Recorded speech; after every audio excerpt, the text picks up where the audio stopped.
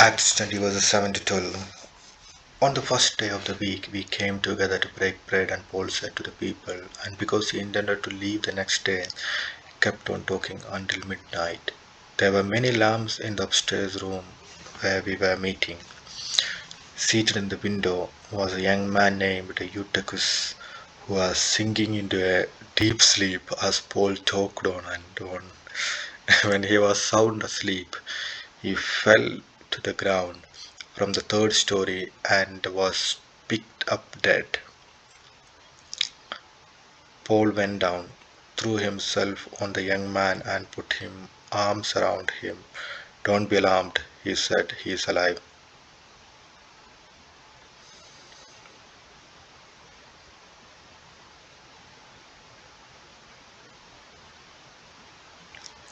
Then he went upstairs again and broke bread and ate. After taking until daylight, he left.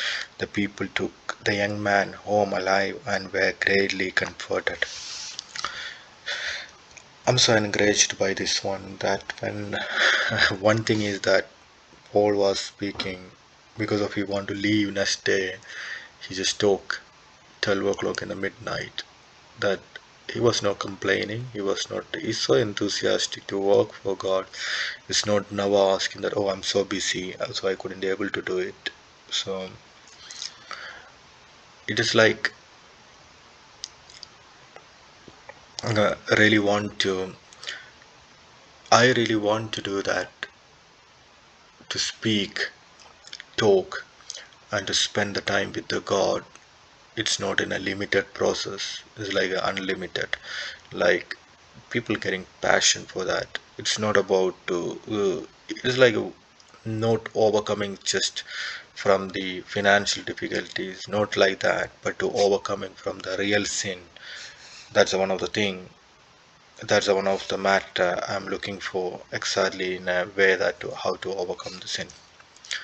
A young man even gets sleep because it's quite natural. People get sleep because it's such a long message over the time. But that spark, motivation, and the inspiration, what God built in your heart, so never gonna give up. Don't give up. Just fight against it and go further because God is with you. And Paul has authority and he can easily rise that person from the dead. Don't be alarmed. He is alive. Because don't worry. Don't be alarmed. He is alive. That's one of the thing we have to look. Just ignore the matter about wealth and health. If we compare, start like thinking about the tax collector and Pharisee, or rather than just looking on the because during that time, tax collector is considered as the sinful person. Tax collectors, adulterers, and harlots, and all are in the same category for the sinful people. But the Pharisees are um, like very holy and spiritually fully good knowledgeable. A question is asking today to you that we know Bible, whether Bible will bring good or evil. It says that the word of God is good for the person is good, and it is really bad for the person is going to uh, in a bad life. But in a thing that Bible can be good or bad according to how you are using. It's like a feeling with a knowledge, or we just like a practicing that one. So more than that one, if you're looking on this tax collector, he is really a sinful person and everything. So just to move, right now we don't want to discuss about the sin. Just move that I want to be wealthy and healthy. So in terms of a healthy, then I just like well healthy and wealthy. I would say that the first thing I want to say, I want to free from the financial difficulties because right now I'm paying my mortgage or the rent and also I'm working. So I just want to completely don't worry anything about the finance. That is like completely free from the financial difficulty. That's why he's relying on the bitcoins and everything. But is that a real thing? And if it is a financial thing, and if you just look on all over the world, and other gods, like most richest person in the world is not Christian, so that I can easily say that one other gods are doing their job better than Jesus. Then if you just think about wealthy, that a person need a really good health and just living more time and healthy life, then I would say that when some other Koreans or Japanese are living like nearly 100 and more than 100 years, and the Christians' lives are not that extent, so other God again are doing some better job. But the fact is, I would say, if I'm healthy and I'm wealthy than others, that's like here it's really say that God, I'm not sinful, like I'm not doing anything like that tax collector is doing. I'm so righteous and I am better than that person. I thank you. That's a Jesus directly say that when he's hypocrites. Why? Because I am better than that person. So in what way? So sin is the context, but just move the sin, but I'm just comparing with my health and wealth. So if I'm just comparing with my health, then I would say other God is doing better job, and also health. And also I am healthier than that person, that's why I thank God. I am wealthier than that person, it's thank you God. These kind of things is causing a really hypocritical life, as I understood, and correct me if I am wrong. So then the question is, it even though it's wrong, but that's not in our context. So I'm just like trying to emphasizing the point how much important we have to put for the health and wealth, or the sinful. If I'm just like looking on my child and get into the heaven, and when I'm getting to heaven and my child is getting to hell, and just seeing that one too, or my child is getting to the hell, and worrying about that is important, or his sickness which we can cure, or just like a mild things and all the day-to-day things, which one is more important, my sickness? Then you will say that one, Shobin, you don't know enough things, because it's happening many things all over the world, people are struggling, you don't know the pain, and you don't have the empathy and everything and everything. Then I would say a real clear cut question answer to you, that if you just look on the exceptional cases that people are struggling for the financial difficulties, they don't have the help, and homeless people, and how that up things is applied for my life, which if I have house, and if a person is really in a cancer or difficult time, and how it is applicable to me. So it's like we the then I would say that when I misuse word of God mightily, so that's also wrong.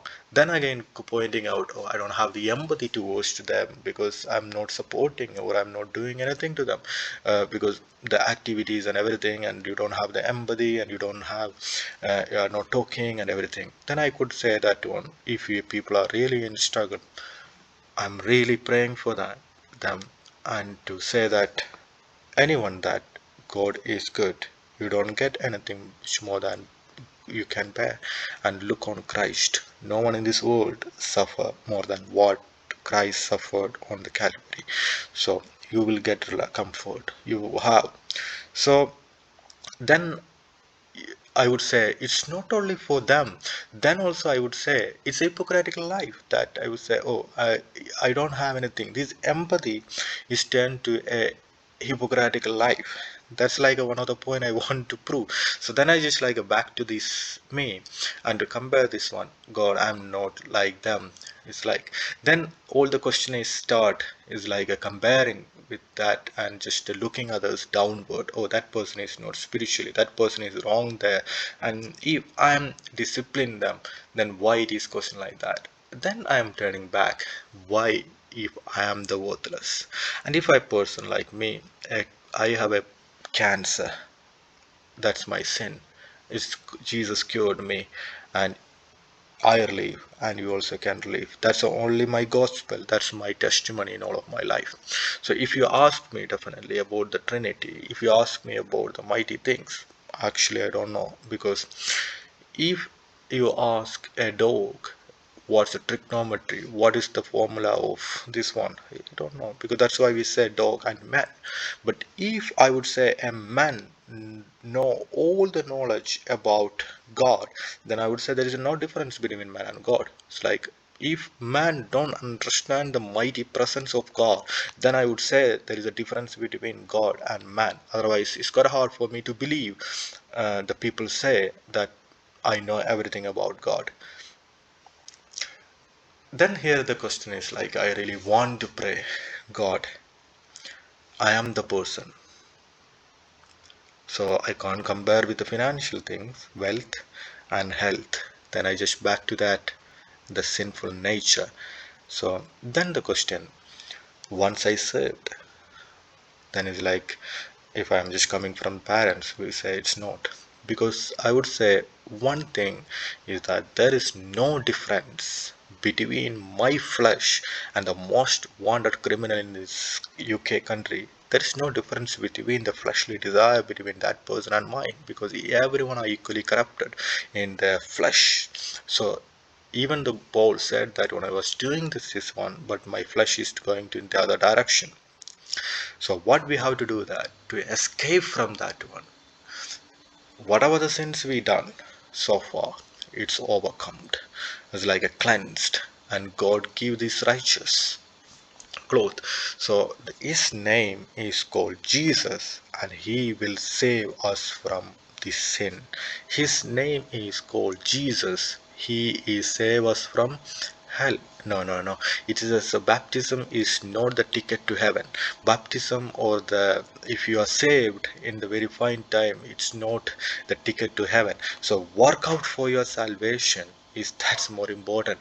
Jesus in his name is not meaning save from hell, and he is not came to this earth to bring peace. He came to earth for sword, and also he will bring, then his name is called Jesus, and he will save us from sin. So it's not forgive us from sin, it's save us from sin. So continuously hunting sin, because it's really hard to talk everything openly in front of such experienced people.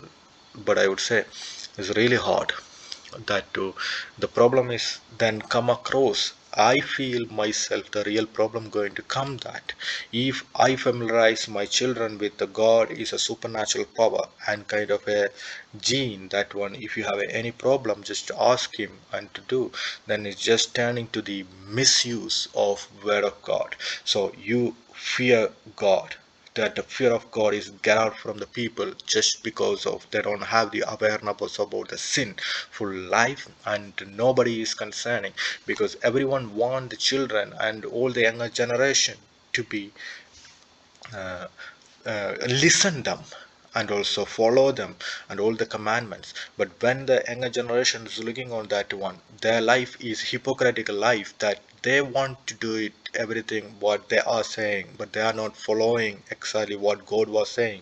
Then it's like everything is come to corrupted. So that's the life we have to treat, that it doesn't matter from the younger or the adult or any generation and any category and all the people. I want to proclaim today is that work out for your salvation, whether doesn't matter you are a young or adult, you are a woman or a man or any category of people. You have to, I have to continue to work out for my salvation. Otherwise, we will lose, because many people are come to the first, become lost. Many people are. So I'm really fearful, man, and I'm. It's not about that. I really feel myself that I'm not even worthy to stand in front of God, because my life is so corrupted, and it's the way I did, and still I'm struggling to overcome many sins in my life. I'm openly confess and saying that one, that I couldn't able to overcome. But if you say that you are completely okay and you are completely equal to God, so I'm exceptionally sorry that this message is not for you. Amen.